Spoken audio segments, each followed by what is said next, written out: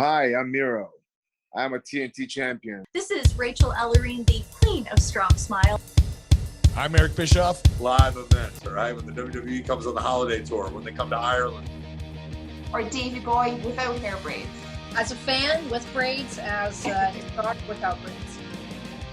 And you are watching WrestleSlam. WrestleSlam. And you're watching WrestleSlam. Okay, guys, welcome to a brand new episode of WrestleSlam. I'm joined by Phil, Jordan, Elizabeth, and Matt. Big episode as always ahead. We're looking forward to talking all things wrestling and more. Also, the announcement for all the Irish fans that Fozzy are coming to Dublin. Jericho in Irlande. I know Liz and Joe are going to go to that. I was hoping they would announce a Cork date. So Cypress Avenue, please let us know exclusively if Fozzy are coming to Cork. Who knows? We might get Jericho on with us. It's well overdue. But first of all, lads, it's been a crazy week. We're seeing, I suppose, the tables turn a small bit when it comes to wrestling. We're seeing a lot more positive results. Liv Morgan, for example, great news that she's going to be in Money in the Bank. Yeah, I potentially reckon that she could perhaps win that. I have a feeling Liv Morgan will be a champ. We're also seeing, other stuff happening too. It's 10 years. Phil reminded us of the famous CM Punk moment in wrestling. Phil, first of all, CM Punk, he came back briefly to do some TV work with WWE. Are we ever going to see him back in the ring? I don't think it's very unlikely, it says. I think he's finished. I just don't think he has the passion. And he said recently as well that if he came back, people wouldn't really care as much, I don't think. Yeah, he's definitely lost that hunger. He's gone so long that it's kind of like the mystique about him has kind of disappeared, I think. Yeah, the buzz is gone, really, isn't it? Yeah. Yeah. It's interesting. Jordan, Elizabeth, what's your take on Punk? Look, I know it's a strange old subject to bring up, but it is the 10-year anniversary. It's kind of trending. Like, Punk obviously came back and he's doing a bit of TV work and stuff, but it's probably fair to say that craving is probably it's starting to disappear slowly, isn't it? Well, he's been busy ever since he left WWE. It's not like he's been sitting around doing nothing. Like he's done movies, he's done TV shows, so I don't see any reason why he can't just do what he's doing at the minute. If he wanted to make a once-off appearance, and probably AEW more than anywhere else, there's nothing stopping him doing it just as a once-off. He'll never come back full-time to wrestling, but there's nothing stopping him, having a once-off match once.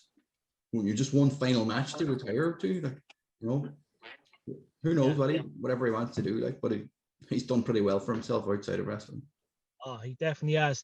Liz, what's your take on Punk? Were you a fan of Punk? Do you reckon he's done and dusted? I definitely was a fan of him. Done and dusted, I think I'm kind of in agreement with the guys because even though it is the anniversary of the pipe bomb, and let's not forget the impact that had, and even like Stone Cold, or he retweeted Stone Cold's tweet from 10 years ago about how he thought it was the best thing in the world.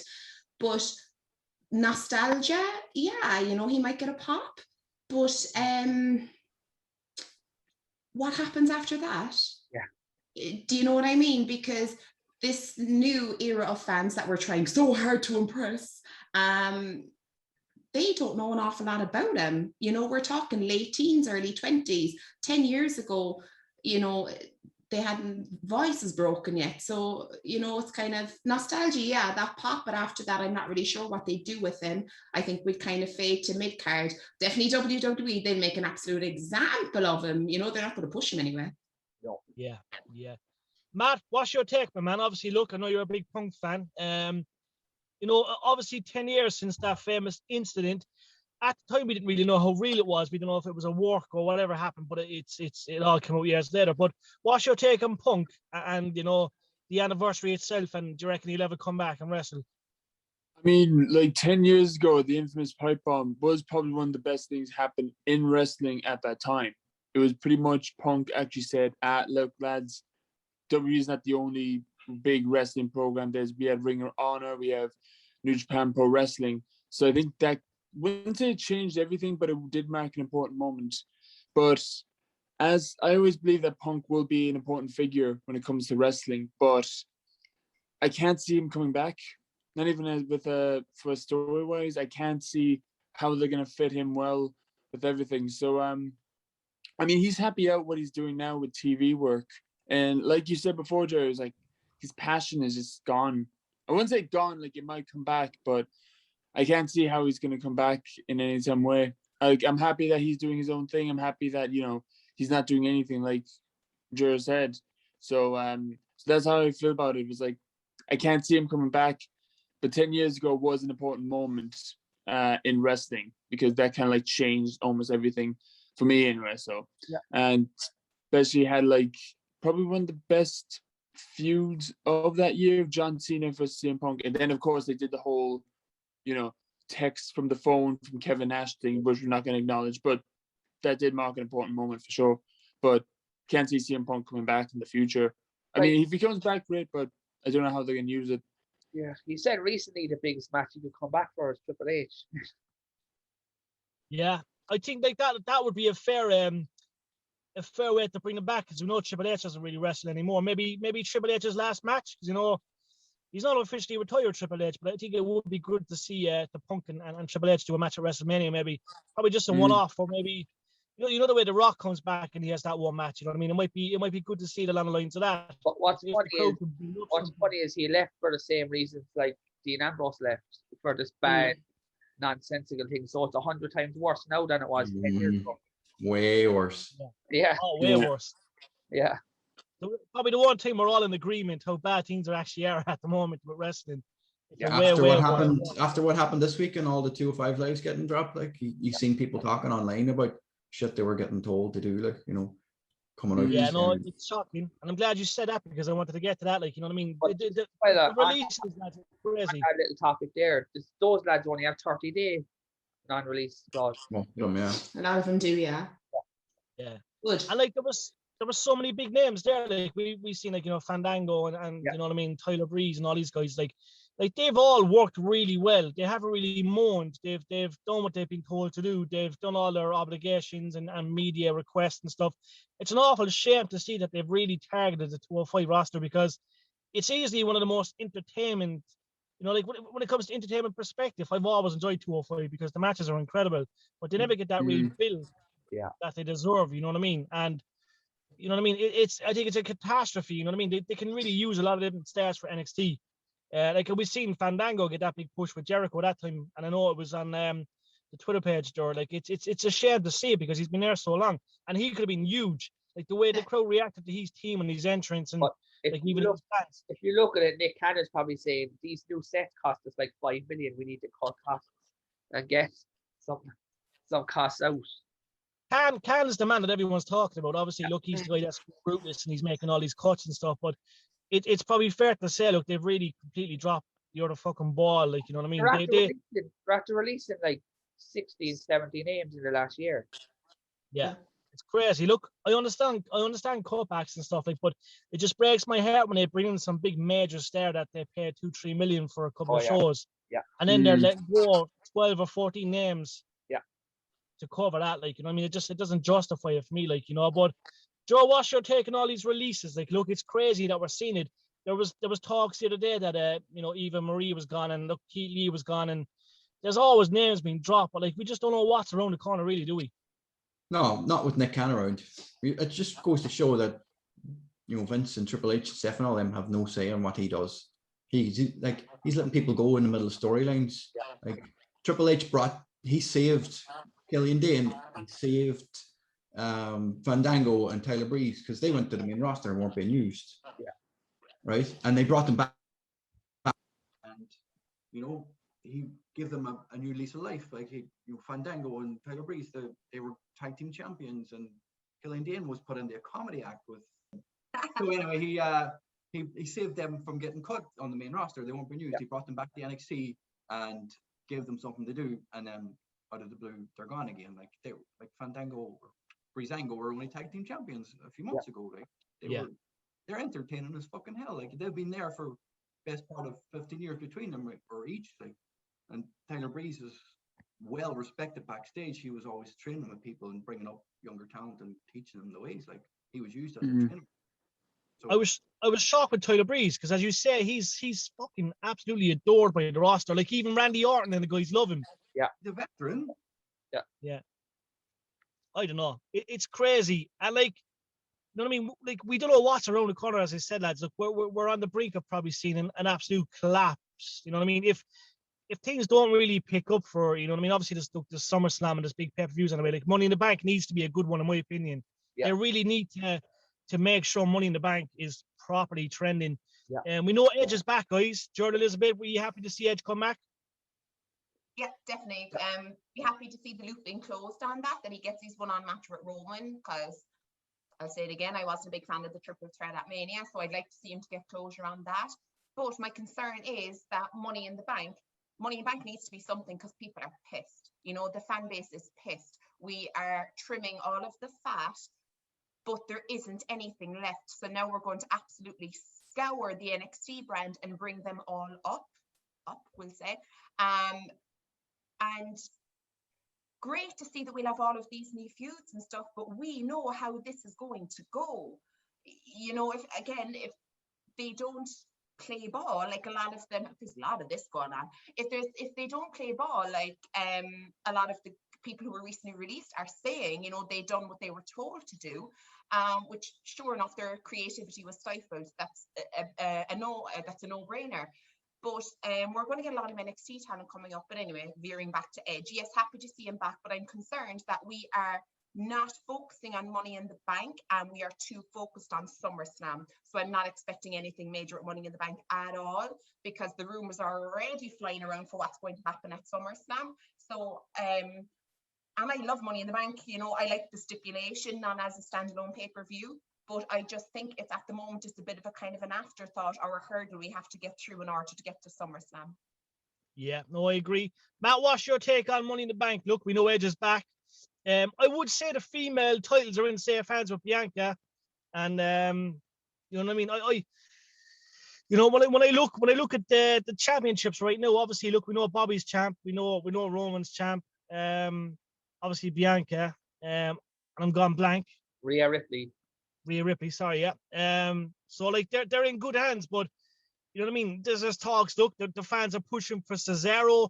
Cesaro's kind of gone backwards. You know what I mean? Obviously, Liv Morgan won a big match on SmackDown. So, you know what I mean? Do you reckon Money in the Bank could shock us all and we could have all new champions going into SummerSlam? Or do you reckon SummerSlam will be the pay-per-view where we're going to see at least 2 or 3 of the titles change? I mean, Money in the Bank better be, you know, just amazing, because like I know that we're focusing on SummerSlam, but we just remember we have this other pay-per-view, Money in the Bank. If Money in the Bank doesn't turn out well, to be honest, I don't think the fans would be fully invested with SummerSlam. We're just going to be like, yeah, it's one of the biggest pay-per-views in WWE, but you had this pay-per-view that didn't turn out well. So I with Money in the Bank, personally, I'm not really 100% invested on it, and it's upsetting for me because I always love the Money in the Bank about who's going to be who's going to win Money in the Bank, but because how things are going at the moment, and because like it feels like whenever you're watching Raw or SmackDown, if you blink, you miss something. Like, wait, what's going on? This is happening? What? But with Money in the Bank, they did better. Like Elizabeth said, they better do something, you know, phenomenal at this pay-per-view to make us want to tune in to see SummerSlam. Like, I felt like I'm saying this in the last few podcasts, was like WWE needs something to have us tune in. Not to watch this one episode, but to watch the next week episode and the week after. But I think, with Money in the Bank, I know we have SummerSlam, but that's going to be the last resort. Do something amazing on Money in the Bank, WWE. That's all I say. Yeah, and that amazing thing would probably be John Cena winning. Yeah. Well, look. Yeah, I know. Well, what's your take, Phil, on Edge coming back? Look, Edge looks $1 million. He's back. Obviously beat the shit out of Roman. Roman. The whole thing is a setup for a match of Rollins. That's it. Can you see him beat Roman at Money in the Bank? No. Well, like, where does Edge go from there then? Like, that's Rollins. The question. Do you know what I mean? Set Rollins. She's off again, lads. Yeah. Yeah. I don't know, lads. Yeah. It's a build up for Rollins and Age of Wrestling or SummerSlam. That's what they're. Yeah, that's exactly it. Yeah. So Rollins, did you see the Talking Smack yesterday? Yeah. Rollins went off on Edge getting a title shot, so he's obviously pissed off.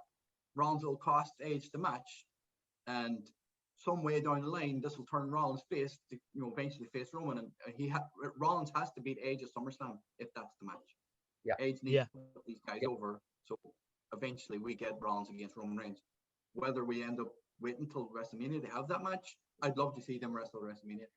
The two of them need a WrestleMania match together, but depends what time they have planned for Roman Reigns next year. But Roman Reigns all day for title for WrestleMania should headline.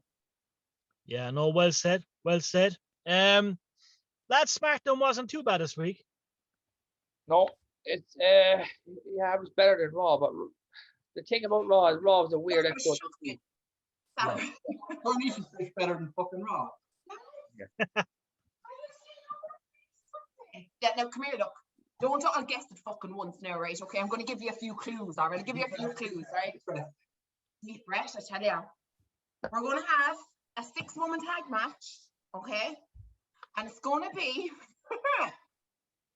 Dana Brooke, any takers? Mandy Rose, Tina with Charlotte. No, sorry, Rhea, to take on Charlotte. And Natty and Tamina. Like, what the fuck? Like, honestly, it's like Groundhog Day. What's going on? Fucking Groundhog. I have no idea who's a face. I have no idea who's a heel. I have no idea who the fuck is on what brand. Like, literally, what? Fucking what? The thing that bugged me the most on Raw was the Eva Marie backstage thing. That was actually, it was disgusting because she just kind of turned around and looked her up and down. It was so much body shaming. It was, for someone who does be a star and bullying and all this kind of stuff, it was really, really bad. Yeah. It was, all right. It's like they've already dropped the ball with her as well, to be honest. Yeah. They're already suggesting and teasing tension between her and, I refuse to call her fucking Snowdrop. Fucking, I don't give a shit, right? But fucking her and Piper Niven, they're already teasing friction. Come on the fucking stage. It's like, oh God, like. Yeah, I feel for Piper, to be honest. She's worked her arse off to get there, and then she's been no name, and then she's been kind of fucked about. Like, I don't like that one bit, to be honest. It was awful. Who is this? Fuck off. Yeah, no, it's an absolute joke. They announced as well, guys, obviously, look, there's live shows coming back to the UK, which is great news. Now, if they're going to happen, we don't know. But they're looking at, November onwards for live shows. They might announce something for Ireland, given, the whole Martin and fucking our government and what they do and stuff, but things are looking up. Like, I think, we're obviously missing the events and stuff, but what's your take on the live crowds, Stuart? Do you reckon it's a good move? And obviously, look, it's encouraging. Definitely. Get the word back open, but they have to live with it. If this fucking new variant is going to be around, just live with it. The vaccines are there now. Get the vaccines, get whatever they need, and just get on with life. Stop fucking hiding in the fucking house. It's not doing anybody any favors. Just open the word up and live with it. If they have to shut it down, but open the word up. You're never going to know unless you fucking try. How many variations of the flu do we get every year? There's always a bad flu that's some variant of it that's going around. So, this isn't just going to disappear. So we're going to have to learn to live with it. Bang on, love. We are. Yeah. Matt, what's your take? I know you love a live show. Many a live show you've been to in Dublin, but what's your take on it? Obviously, things are looking up, and we might get NXT takeover in Dublin. Aoife Valkyrie becoming champ. All the big stars back in Dublin 3 Arena for future shows. What's your take on it, my man? I can see probably not just wrestling shows, but just live shows in general. I can see definitely being open in October because everyone is copping on, and I feel like they are going to get their vaccines. And slowly but surely, we are getting back to normality. I would love to go back to the live event shows, especially with NXT UK coming back to Dublin, hopefully. But yeah, I'm just delighted to see things are opening up again, slowly but surely. But doors are opening. But I'm hoping to see live shows be back up, and we can all go there. Never know, down the line, we're gonna go see whatever WWE is going to toss at us in Ireland, and even AEW, if they actually are coming over, we're going to definitely see. But yeah, things are going back to normality. So hopefully this time next year we'll talk about, remember we went seeing NXT UK in Dublin and all that. So I can see that definitely coming. Definitely with normality. Phil, obviously, look, we know All Elite Wrestling's never been to Europe yet, given the fact, look, they pretty much kicked off before a pandemic and stuff. But if they were to come to Europe, do you reckon we're going to see All Elite Wrestling in big arenas like the Three Arena and stuff? Oh, do you yeah. reckon do you reckon they'll target all the same arenas that WWE Live are at? Yeah, I think so. Yeah, definitely. Like, wasn't Cody Rhodes saying it to us when we were talking to him? Yeah. That he wanted You reckon they'll get the crowds? You reckon they can match anyone else for crowds and selling out live shows? Like, they might actually go to that place TNA were at a few years and years ago in Dublin. The arena, is it? Yeah. It had like 4,000 fans or something instead of 10. Where OTT go, yeah. OTT sold out quite fast, yeah. That place. That could be an option. Yeah. But it'd be good actually to see AEW live. I mean, it's just WWE will just give us these boring matches, like, as you know yourself. Yeah. No, as you say, look, I do think the tables are turning a small bit. I think they're listening a tiny bit to the fans and the backlash. Yet again, Liv Morgan is a massive victory. The fact that she won that match against Carmella and she's in Money in the Bank. Now, stipulations could probably fucking change. We know they could probably say no before the match itself. Oh, Carmella is going to be in the match now because Liv Morgan got fucking hot backstage or something. Like, we don't know what can happen. Like, you know what I mean? But I don't know. I think things are looking up a small bit. I do like the dominance of Bobby Lashley. Obviously, Roman's a great champion. Still maintain the Usos are going to fucking screw him over at some stage. So, it's encouraging signs ahead. Phil, Impact, did you get a chance to watch it recently? Bits. I didn't watch it all because we had that barbecue and stuff. Yeah, the highlights were pretty good, though, to be fair. Yeah, There's a lot still happening. Like the Rachel Ellering in-ring segment. Yeah. It was very interesting. And obviously, look, I skipped the topic, but the talks is that B Presley's joining NXT UK, which is huge. Yeah, huge. Blair Davenport. Yeah, George, you get a chance to check out B Presley over the years. So, she's obviously she's big on the Japan scene and stuff. But obviously, you know all about her, don't you? Never got to see her live in person, like, but watching her stuff like from Japan. Yeah. Bits like that, like. Huge. Depends what they're going to. If she goes to NXT, like UK, like, it depends what way they're going to build her. Like, because again, we have a massive female brand over there, like in NXT UK, like, so they are going to have to move some of them up to NXT in America or wherever they end up. So they're going to have to make room for her because Kaylee Ray, Aoife Valkyrie, Miko, there's a big market there for women in NXT UK. So she can add to the brand big time. No, it's going to be interesting. I'm loving all the tweets lately, Jar. Irish Wrestling Entertainment. It's fucking awesome, I must say. And, some of the gifts and all that kind of stuff are incredible. The Simpsons ones are mental. Happens when you sit in the toilet for too long. I love it. Can't be the good toilet break. Obviously, we know OTT Belfast is sold out, guys. We mentioned that last week. No information yet on a Republic of Ireland show, but as soon as we know, we will let you know. Yet again, NXT, it's been, look, I think all the NXT lads are on edge at the moment, given all the releases. They're probably saying to themselves, are we going to be next after 205? We know they targeted a couple of lads, but look, it's obviously they're really trying to bring it down, man, they feel. Yeah, it's just, I want to get your thoughts on this whole Diamond Mine thing because it's not at all what I expected, and it was just like a big letdown. Yeah. I agree. Yeah. Yeah, it was a bit lackluster. I don't know what exactly, Phil, to your point. I don't know what I was expecting, but it wasn't that. Do you know what I mean? Yeah. I'm not really sure. And this is nothing against Roddy Strong, nothing against him because he is so underappreciated there, in my opinion. He's making himself out to be the leader of this kind of group, but I tend to be hearing more from Malcolm Bivens, isn't it?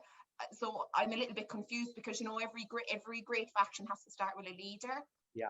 And I don't see a leader yet, but I don't see one. I kind of see a watered down Shield. Yeah, it was very bland and very dead, and it's just like you could hear a pin drop, I think. But it didn't even trend that well, to be honest. Like, I think people were like, oh, fuck's sake. Very creative idea, but no, it's not what we really wanted. You know what I mean? Problem is they announced them ahead of time. Why announce them on saying they remain, they're going to make their debut next week, and they make their debut and a surprise attack at the end of the show. It's like, why did you announce it in the first place? Why not just have them have a surprise attack? Yeah. And say, this is the Diamond Mine, this is who we are, instead of announcing we're going to have a surprise appearance. It's like, surprise. Yeah. We knew you were coming. I suppose the big thing. They're desperate to get a retribution over, aren't they? They're literally desperate to get a retribution, that style of faction over. They're dying to get something like that over. You know, they do it with everything. Same with, I'm always on with the women, but they are, you know, they're always trying to get that fucking, like, you know, we're going against the gradient, but not unless we're told to, faction over all the time. And I'm just like, lads, give up the fucking ghost. Yeah. Kind of staying on XC, carrying Cross's effect altogether. Yeah. The fucking shit show was that? Yeah, he walked in the ring without Scarlett, looked like a complete lost puppy. Yeah. They've really fucked that up, lads. The fact he was on main event. Who did he wrestle again? Was it Ricochet or someone? Shelton. Yeah. Yeah. They really fucked that up. And then they had Shockley Blackheart had a match as well. Yeah. They're Shocking. Copyright for his entrance. The WWE, they're pulling everybody for copyright to stop the entrance going out on social media. I'm like, have we got any link to put it up on our WrestleSlam page? You know, oh my god. In the back of my fucking head. Yeah, no, they've really lost the ball. Yeah, interesting to see what's going to happen in the next couple of days. Dynamite last night? I did, yeah. No. I saw it. I'm not feeling. The match was actually, you know, the Jungle Boy match was really, really good. Brilliant match. I loved it. Yeah. Not a big fan of Kenny Omega, but storytelling wise, dickhead heel versus over babyface, they told the story in the match perfectly. Yeah. I seen Liz looking at you there, Joe. Be very careful. She gave you the dagger. She's gonna fucking hop you later on. Bit of side eye, boy. I'm tired today, so there's a bit of side eye going on. But no, totally, like Jungle Boy, he was, oh god, you know what? Big for him because the crowd just loved him. And you know what? There's a lot of things about the AEW crowd now. The fact that they have fans back. They didn't light me on fire until that match. Yeah. And they were all behind Jungle Boy. I found the crowd lackluster and I'm like going, where's the noise? Where's the, you know what I mean? So I don't know, is it just the fact that people are buying tickets for the sake of going and we know that song, as opposed to going because they're super invested in AEW? I don't know, was that just me, but I just thought there was nothing from the crowd until we heard, nothing until then, you know? Yeah. No, it was good. I must say it was good. Lads, we'll call it a show. I'm in a Jeep with all my windows up. It's around 20 degrees outside. I'm absolutely melting. I'm normally in the office. But I'm glad we got a good half an hour done. We will be back next week. So do stay tuned, guys, yet again from myself, Matt, Liz, and Phil. Thank you very much for tuning in. Some interviews going out next week as well, guys, so do stay tuned. Do check out our interview with Josh Alexander. It's on YouTube right now, so just type in Josh Alexander via WrestleSlam Sports Matters. There's a couple of interviews next week lined up, so do stay tuned. Guys, have a good day. Enjoy the sun in Cork, and we'll catch you all soon. Yep, cheers. Hey, guys.